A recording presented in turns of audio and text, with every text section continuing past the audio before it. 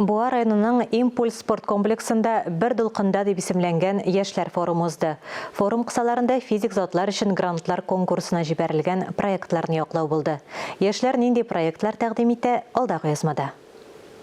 Бейік ватан сугышы китергән афәтләрне җиңү көне җиңел бирелмәвен һәм гомумән тарихны онытмау. Проектын эшләгәндә Эльвина Идиатова әнә шуларны максат итеп куйган.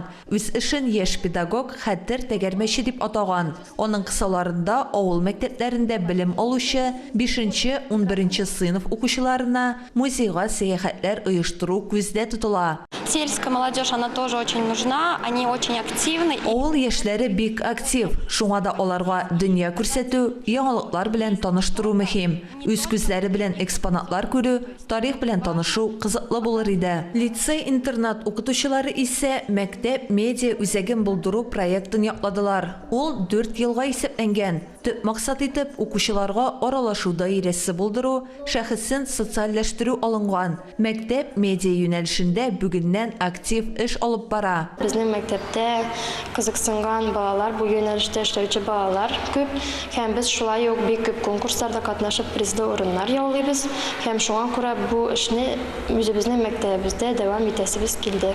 Форумда 6 проект тәкъдим ителде. Республика яшьләр эшләре министры Тимур Сөләйманов аларның һәр кайсы игътибарга лаеклы һәм кызыклы булуын билгеләп үтте. Форумның асылы әзер материал яклауда гына түгел. Монда иң мөһиме яңа фикер, идея, инициатива булу.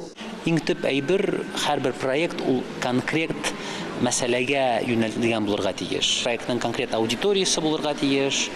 Һәм шул проект конкрет мәсьәләне шиша торган бер сул булып торырга тиеш. Иң яхшы дип табылган эш проект гамәлгә ашырылу хокукына ия булды. Алсу Сәмигуллина, Илнур Кадыров, Татарстан яңалыклары.